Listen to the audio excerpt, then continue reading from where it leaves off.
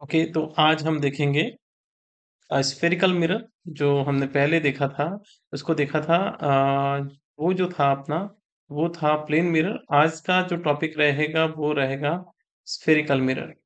तो spherical mirror जो curved mirror होता है उसी को बोलेंगे स्फेरिकल मिरर। और स्फेरिकल मिरर में हम देखेंगे कॉन्वेक्स, और दूसरा जो रहेगा वो कॉनकेव रहेगा। तो सबसे पहले ये देख लेते हैं कि स्फेरिकल मिरर होता क्या है। तो mirror whose reflecting surface is curved.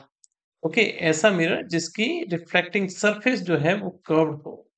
तो आप देख सकते हैं कॉन्वेक्स का भी कर्व्ड है, कॉनकेव का भी कर्व है। ये आप देख रहे हैं, ये जो सरफेस है, ये जो सरफेस है वो कौन सी सरफेस है? रिफ्लेक्टिंग सरफेस है। वो आपकी रिफ्लेक्टिंग सरफेस है।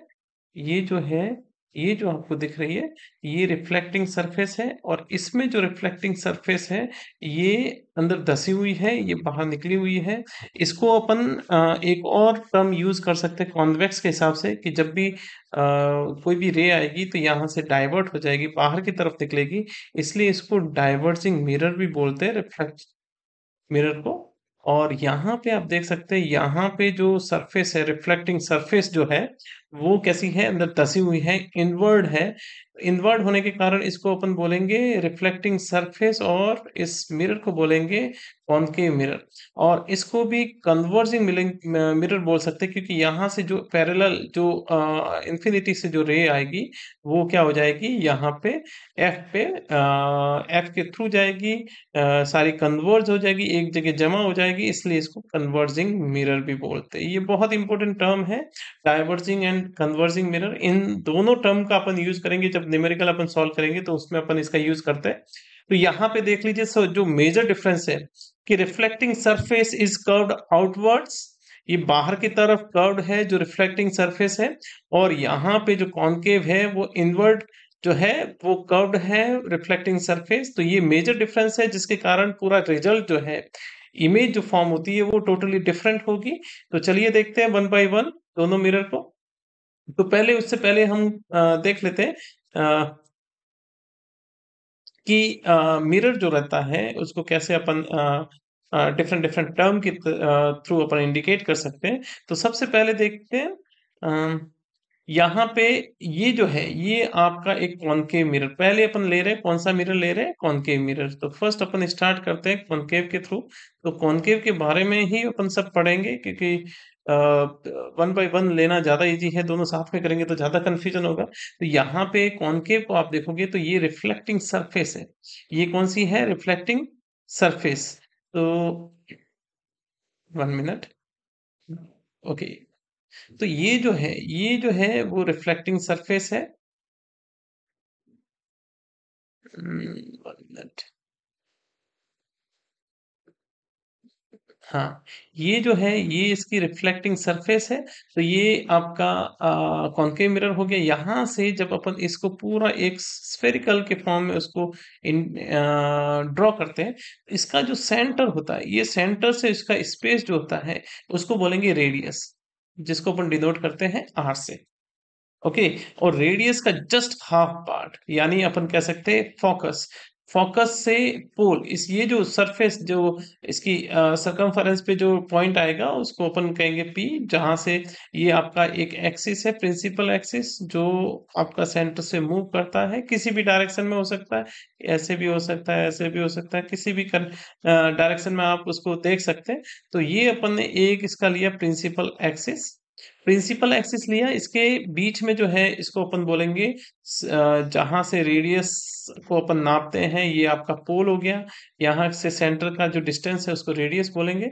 और ये जो सेंटर पार्ट है, इसको सी से इंडिकेट किया गया है। सी मींस सेंटर ऑफ कर्वेचर, जिसको अपन बोलेंगे सेंटर ऑफ कर्वेचर। और यहाँ से जस्ट हाफ पॉइंट, जस्ट इसको अगर आप डिवाइड करो 2 से, तो जस्ट हाफ पॉइंट पे एक पॉइंट आएगा, जिसको आप कहोगे फोकस। तो सेंटर ऑफ कर्वेचर से पोल की जो डिस्टेंस है, उसको आप कहोगे रेडियस। फोकस से पोल की जो डिस्टेंस है, उसको आप कहोगे फोकल लेंथ। और ये जो सेंटर ऑफ कर्वेचर से होते हुए एक लाइन गुजरेगी, उसको बोलेंगे प्रिंसिपल एक्सिस। ओके, तो वन बाय वन अपन देख लेते हैं कि क्या लिखा हुआ है इसमें। प्रिंसिपल एक्सिस क्या है? The line joining the pole and centre of curvature. तो ये पोल है, ये सेंटर ऑफ कर्वेचर है। जो लाइन इन दोनों को ज्वाइन करती है उसके थ्रू एक सीधी रेखा गुजरेगी, उसको अपन क्या बोलेंगे? Principal axis. सेकंड है पोल। पोल कौन सा होगा? जो सर्कमफेरेंस पे एक पॉइंट है, the centre of spherical mirror. तो यहां से एक अपन ने सेंटर्स को काउंट कर लिया, तो ये क्या है? पोल है। एपर्चर क्या है? जो कंप्लीट इसका जो एरिया है वो एम से स्टार्ट होता है एंड स्टार्टिंग पॉइंट है एन। तो ये दोनों स्टार्ट एंड एंडिंग पॉइंट है। It is effective diameter of the spherical mirror. तो कंप्लीट डायमीटर हो गया M N. Centre of curvature जैसे ही बता दिया है कि the centre of hollow glass sphere. ये ग्लास स्फेयर अपन उसको काउंट कर रहे हैं, इमेजिन कर रहे हैं। उसका जो सेंटर होगा उसको सेंटर ऑफ कर्वेचर कहेंगे। Radius of curvature, the distance between the pole and centre of curvature. ये अपन ने पहले ही डिस्कस कर लिया कि रेडियस किसको कहेंगे। फोकस इनका जस्ट हाफ पार्ट होगा, जहां से जितनी भी पैरेलल लाइन आएगी वो कहां से किस पॉइंट से गुजरेगी? वो फोकस से गुजरेगी, तो वो होगा आपका फोकस। और फोकल लेंथ, फोकस से पोल की डिस्टेंस को अपन क्या बोलेंगे? Focal length. तो ये सारे टर्म्स थे जिनको हमको जानना पहले जरूरी होगा। नेक्स्ट चलते हैं। नेक्स्ट आ गया आपका रिलेशन बिटवीन फोकल लेंथ। यहां पे अपने को देखना है कि क्या रिलेशन है। एक तो फोकल लेंथ और दूसरा जो आ रहा है आपका radius of curvature. Radius of curvature और फोकस में क्या रिलेशन है? तो जैसे ही अपन ने पहले बोला था कि फोकल लेंथ जो होती है वो रेडियस की हाफ होती है। तो अपन लिख सकते हैं कि F is equal to R upon. तो ये भी एक बहुत इंपॉर्टेंट रिलेशन है जिसके थ्रू अपने को काफी कुछ न्यूमेरिकल सॉल्व करने होंगे, जिसमें रेडियस दे रखा है, आपको फोकल लेंथ निकालनी रहेगी। तो जस्ट आपको हाफ करना रहेगा। तो बहुत इंपॉर्टेंट एक फॉर्मूला है। अब चलते हैं कुछ रूल्स देखेंगे जिसके थ्रू हम रे डायग्राम बना सकते हैं। तो rules for making ray diagrams by concave mirror. तो अपन देखेंगे कॉनकेव मिरर के अकॉर्डिंग कौन कौन से रूल्स है। तो चलिए देखते हैं, वन बाय वन देखते हैं। A ray parallel to principal axis will pass through the principal focus after reflection। आप देख सकते हैं यहां से जितनी भी रेज आ रही है ये कहां से, यहां रिफ्लेक्ट होने के बाद में कहां से मूव कर रही है? फोकस से मूव कर रही है। तो ये इसका फर्स्ट जो अपन बोल सकते हैं रूल है कि जितनी भी प्रिंसिपल एक्सिस के पैरेलल जितनी भी रेज आएगी वो कहां से होके गुजरेगी? फोकस से होके गुजरेगी। तो फर्स्ट वन रूल है all parallel lines of principal axis will pass through principal focus. तो ये फर्स्ट रूल है, इसका बहुत इंपॉर्टेंट रूल है। Second one, a ray passing through the principal focus. जो रे प्रिंसिपल फोकस से जाएगी और कॉनकेव मिरर से रिफ्लेक्ट होने के बाद में प्रिंसिपल एक्सिस के पैरेलल मूव करेगी। A ray passing through the principal focus of concave mirror will emerge parallel to principal axis after reflection। तो दोनों एक दूसरे के जस्ट वाइस वर्सा है। फर्स्ट वन ये जितने भी पैरेलल प्रिंसिपल एक्सिस के जो भी रेज आएगी वो कहां से मूव करेगी? फोकस से मूव करेगी। और जो फोकस से आएगी वो पैरेलल मूव करेगी। ओके, तो ये सेकंड रूल था। थर्ड रूल देखते हैं। A ray of light passing through the centre of curvature of concave mirror is reflected back along the same path. अगर कोई रे सेंटर ऑफ कर्वेचर से move करती है, आफ्टर रिफ्लेक्शन उसी path को वापस वो फॉलो करेगी।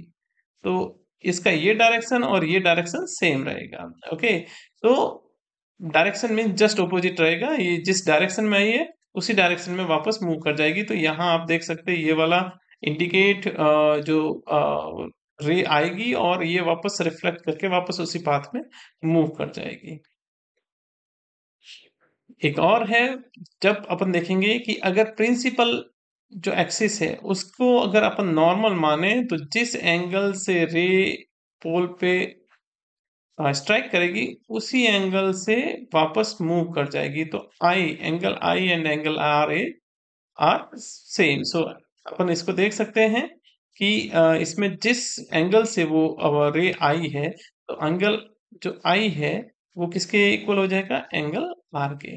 तो ये इक्वल हो जाएगा और इसको अपन जो नॉर्मल जो है वो प्रिंसिपल एक्सिस जो है ये क्या आपका काउंट होगा? नॉर्मल, इसको नॉर्मल ले लेंगे। ओके, तो चलिए अब देखते हैं कुछ केसेस। तो चलिए फर्स्ट वन है रे diagram for image found by concave mirror. Concave mirror से जितने भी आपके रे डायग्राम के थ्रू जो इमेज बन रही है डिफरेंट डिफरेंट ऑब्जेक्ट की पोजीशन रखते हुए, तो वो सारे देख लेते हैं। तो फर्स्ट वन है when object is at infinity.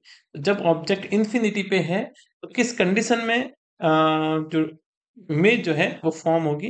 तो ये अपन को इंफिनिटी पे है तो अपने को जितनी भी रेज इंडिकेट करनी है वो कैसे इंडिकेट करनी है, पैरेलल। पैरेलल रे इंडिकेट करनी है। तो ये जैसे ये आई तो ये कहाँ से गई, फोकस से गई। पैरेलल आएगी तो हमेशा फोकस से जाएगी। कौन सा रूल है, अपना फर्स्ट ही रूल है। सेकंड ये भी पैरेलल से आएगी तो सेम फोकस से मूव करेगी। तो ये जब जितनी भी पैरेलल लाइन आएगी तो वो सारी फोकस से मूव करेगी। तो जब भी इंफिनिटी पे जो भी ऑब्जेक्ट रखेंगे तो उसका इमेज कहाँ बनेगा, फोकस पे बनेगा। कहाँ पे बनेगा, फोकस पे बनेगा।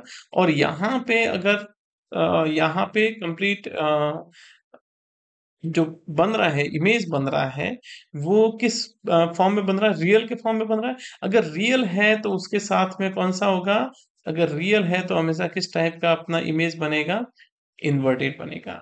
तो ये रियल और इन्वर्टेड हो गया। इसका पोजीशन कहाँ पे होगा, फोकस पे होगा, क्योंकि फोकस पे बन रहा है। ये आपका जो इमेज जो है वो कहाँ बन रहा है, फोकस पे बन रहा है। और साइज क्या है, बहुत स्मॉल साइज, एक पॉइंट के फॉर्म में अपन ने इंडिकेट कर रखा है। तो पॉइंट साइज और हाईली डिमिनिश्ड अपन बोल सकते हैं। तो इसकी जो फर्स्ट जो कंडीशन है when object is at infinity, तो इसका जो बनेगा, जो आपका इमेज बनेगा वो एफ पे बनेगा, फोकस पे बनेगा, रियल होगा, इन्वर्टेड होगा, पॉइंट साइज्ड होगा, और अपन कह सकते हैं हाईली डिमिनिश्ड होगा। ओके, हाईली डिमिनिश्ड होगा। तो ये फर्स्ट केस है। यहाँ पे लिखा है parallel raise from object at infinity when object is at infinity. अगर इंफिनिटी पे है तो आपका इमेज कहाँ बनेगा, फोकस पे बनेगा, रियल बनेगा, इन्वर्टेड बनेगा और हाईली डिमिनिश्ड बनेगा। ये फर्स्ट रे डायग्राम है कॉनकेव मिरर का। चलिए सेकंड पे चलते हैं। यहाँ पे सेकंड कंडीशन दे रखा है कि when object is beyond C means अपन कह सकते हैं कि सी के पीछे की तरफ, यहाँ पे आपका सी पॉइंट है, सी से काफी पीछे की तरफ आपका ऑब्जेक्ट पड़ा है। ऑब्जेक्ट कैसा बनेगा, ऑब्जेक्ट से इमेज कैसा बनेगा, ऑब्जेक्ट यहाँ पे है, ऑब्जेक्ट यहाँ पे है, तो इससे इमेज किस टाइप का बनेगा। तो इमेज आप देखिए यहाँ से टू टाइप की रेज को अपने को मूव करवाना है। तो एक रे चली जाएगी बिल्कुल पैरेलल, तो अपने को पता है रूल क्या है। पैरेलल जाएगी तो वो कहाँ से मूव करेगी, फोकस से होते हुए मूव करेगी, फोकस से मूव करेगी। एंड सेकंड वन एक और अपना रूल था, लास्ट वन, कि जब भी कोई रे सेंटर ऑफ कर्वेचर से मूव करती है तो उसी पाथ को वापस फॉलो करेगी, उसी पाथ से वापस निकल जाएगी। तो जहां पे दोनों रे क्रॉस करेगी, जहां ये एक दूसरे को इंटरसेक्ट करेगी, वहां अपना इमेज फॉर्म होता है। तो इमेज फॉर्म कहाँ पे हो रहा है, ये यहाँ पे इमेज फॉर्म हो रहा है। तो आप देख सकते हैं इमेज का साइज बहुत स्मॉल है। यहाँ पे बिग साइज था, स्मॉल है और इन्वर्टेड क्यों है, क्योंकि ये इस प्रिंसिपल एक्सिस के नीचे की तरफ बन रहा है। तो जो इमेज बन रही है वो नीचे की तरफ बन रही है। तो अपन कह सकते हैं ये कैसी है, इन्वर्टेड है और रियल है। रियल है तो इन्वर्टेड दोनों साथ में ही होगा। तो फर्स्ट वन इज रियल और इन्वर्टेड हो गई। अब इमेज कहाँ बन रही है, यहाँ एफ है, यहाँ पे सी है, तो सी और एफ के बीच में, तो बिटवीन एफ एंड सी। और साइज भी आप देखो तो स्मॉल साइज है, डिमिनिश साइज है। तो थर्ड वन कंडीशन होगी स्मॉल साइज। साइज कैसा है, स्मॉल साइज। तो ये है when object is beyond C. Okay, now next one is when object is at C. जब ऑब्जेक्ट जो है सी के ऊपर है तो किस टाइप का इमेज बनेगा उसको देख लेते हैं। तो यहाँ पे मैंने सी पे एक ये आपका ऑब्जेक्ट रखा है, ये वाला आपका ऑब्जेक्ट है। ऑब्जेक्ट को रखा तो इसके थ्रू भी दो लाइन जाएगी। वन जो लाइन जाएगी, जो रे जाएगी वो पैरेलल जाएगी। पैरेलल जाएगी वो हमेशा कहाँ से मूव करेगी, फोकस से मूव करेगी। फोकस से मूव कर गई, सेकंड वन जाएगी, वो यहाँ से सीधे फोकस होके निकलेगी। तो कहाँ से, रिफ्लेक्ट करके सीधी पैरेलल हो जाएगी। पैरेलल होने पे यहाँ पे आपका इमेज बन रहा है, ये आपका इमेज बन रहा है। ये आपका इमेज बन रहा है। तो आप देखिए क्या डिफरेंस क्या है, ये देखो इन्वर्टेड है, रियल है, ये क्लियर हो गया। साइज आप देखो दोनों की सेम दिख रही है, साइज दोनों की क्या होगी, सेम होगी। और कहाँ पे बन रही है, इमेज सेम पॉइंट पे बन रही है, सी पे बन रही है। तो हमेशा जब भी व्हेन ऑब्जेक्ट एट सी, तो जो इमेज बनेगी वो सी पे ही बनेगी। कैसी बनेगी, रियल बनेगी, इन्वर्टेड बनेगी। और साइज कितना होगा, सेम साइज होगा, किसके बराबर, ऑब्जेक्ट के बराबर। ओके, तो यहाँ पे जो कंडीशन दे रखी है वो व्हेन ऑब्जेक्ट इज एट सी, तो जो पोजीशन है, जो इमेज फॉर्मेशन की जो पोजीशन है वो भी सी रहेगी। और किस टाइप की इमेज बनेगी, रियल होगी, इन्वर्टेड होगी और सेम साइज की होगी। तो ये था अपना थर्ड केस। चलिए नेक्स्ट केस, फोर्थ केस पे चलते हैं। फोर्थ केस में हम देखेंगे कि now object is placed between between F and C. F and C के बीच में देखेंगे, तो एफ एंड सी के बीच में देखेंगे तो यहाँ पे ये आपका ऑब्जेक्ट है, ये आपका क्या है, ऑब्जेक्ट है। तो अब ऑब्जेक्ट के थ्रू वापस टू रेज जाएगी। वन इज पैरेलल, पैरेलल जाएगी, फोकस से मूव करके आगे मूव कर जाएगी। सेकंड जो जाएगी, सेकंड जो अपन इसको देखेंगे तो एक सी के थ्रू इस ऑब्जेक्ट को टच करती हुई जाएगी और वापस इसी पाथ पे आ जाएगी। तो इमेज जो बनेगी वो आपकी बनेगी यहाँ पे। और इमेज किस टाइप की बन रही है, इमेज आप देखिए कैसी बन रही है, इन्वर्टेड एंड रियल बन रही है। और बियॉन्ड द सी बन रही है, इमेज कहाँ बन रही है, beyond the C. Beyond the C image बन रही है, रियल बन रही है, इन्वर्टेड बन रही है। और साइज में आप देखो एनलार्ज है या मैग्नीफाई है। ये जो साइज है वो बिग साइज में आपका जो इमेज का जो है फॉर्मेशन हो रहा है, इफ ऑब्जेक्ट कहाँ पे प्लेस्ड किया आपने, एफ और सी के बीच।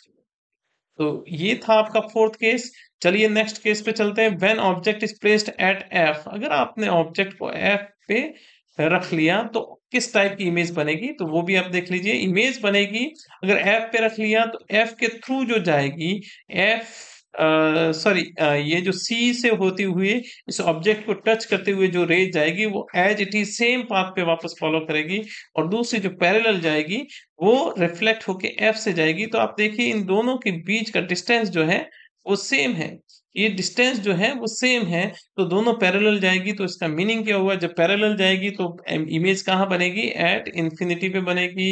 एट इंफिनिटी बनेगी तो किस तरफ बनेगी, नीचे की तरफ बनेगी। तो इन्वर्टेड होगी, इन्वर्टेड है तो कैसी है, रियल भी है, रियल एंड इन्वर्टेड बनेगी। एंड बनेगी कैसी, हाईली एनलार्ज टाइप, बहुत ही मैग्निफाइड टाइप ऑफ इमेज बनेगी, जिसको अपन हाईली एनलार्ज बोल सकते हैं। अब चलिए चलते हैं लास्ट केस पे। लास्ट केस है when object is between P and F, that one very very important. ये काफी इंपॉर्टेंट है क्योंकि इसमें जो जो इमेज बन रही है वो टोटली डिफरेंट बन रही है। जो जितने भी आपके 5 केसेस हैं उनसे बिल्कुल हट के बन रही है, क्योंकि यहाँ पे वर्चुअल और इरेक्ट आपकी इमेज बनेगी। और ये काफी एप्लीकेबल केस है। तो चलिए देखते हैं, ये है आपका एफ, ये है आपका पी, और इन दोनों के बीच में मैंने ऑब्जेक्ट को रख लिया है। ये अपना ऑब्जेक्ट है। ओके, तो ये ऑब्जेक्ट है। तो यहां से आप देखिए एक तो पैरेलल जाएगी जो फोकस के थ्रू वापस मूव कर जाएगी लाइन, और दूसरी जो सेंटर ऑफ कर्वेचर के थ्रू जाएगी। तो यहाँ पे कहीं पे भी इंटरसेक्ट नहीं कर रही है, लेकिन बिहाइंड द मिरर आपको इंटरसेक्ट करती हुई दिखेगी, अपियर टू मीट दिखेगी। और वहां पे अपने को ये अपियर टू मीट होगी, वहां अपने को इमेज दिखेगी। और वो इमेज कैसी होगी, वो इमेज काफी एनलार्ज होगी और वर्चुअल और इरेक्ट होगी, और बिहाइंड द मिरर अपने को इमेज दिखेगी। तो ये बहुत इंपॉर्टेंट केस है जहां P और F के बीच में अपन ऑब्जेक्ट को रखते हैं। तो बनने वाली इमेज जो है वो बिहाइंड द मिरर बनेगी, वर्चुअल बनेगी, इरेक्ट बनेगी और काफी ही एनलार्ज बनेगी। अब कुछ यूजेज है, एप्लीकेशंस है कॉनकेव मिरर के। तो किस किस में ये यूज आता है, तो it used in torch, search light, इसको टॉर्च में यूज कर सकते हैं, सर्च लाइट में यूज कर सकते हैं, व्हीकल में यूज कर सकते हैं, हेडलाइट पे। ओके, तो इसके थ्रू अपन इसका एप्लीकेशन पार्ट देख सकते हैं कि कहाँ कहाँ यूज होता है। टॉर्च में होता है। ये कौन सा मिरर है, कन्वर्सिंग मिरर है, आपको पर्टिकुलर चीज को देखना है। तो कन्वर्स करेगी ये सारी लाइट को एक जगह इकट्ठा कर लेगी, तो टॉर्च में यूज करते हैं, सर्च लाइट में यूज करते हैं, व्हीकल में हेडलाइट पे भी इसका यूज होता है। उसके अलावा concave mirror are used dentist इसका यूज करते हैं, वो बहुत इंपॉर्टेंट है। डेंटिस्ट जब अपनी जो दांत की जो इमेज जो कंडीशन है उसको देखना चाह रहा हो तो उसको लार्ज साइज में देखना होता है, तो उसके लिए यूज करता है। See large image of teeth, उस टीथ की लार्ज इमेज को देखना होता है। Operation teeth have to be placed between pole and focus, ये बहुत इंपॉर्टेंट है कि टीथ को कहाँ पे रखा जाए जिसके थ्रू डेंटिस्ट जो है लार्ज इमेज देख सकता है, इरेक्ट देख सकता है, वर्चुअल देख सकता है, तो वो है पोल एंड फोकस के बीच में।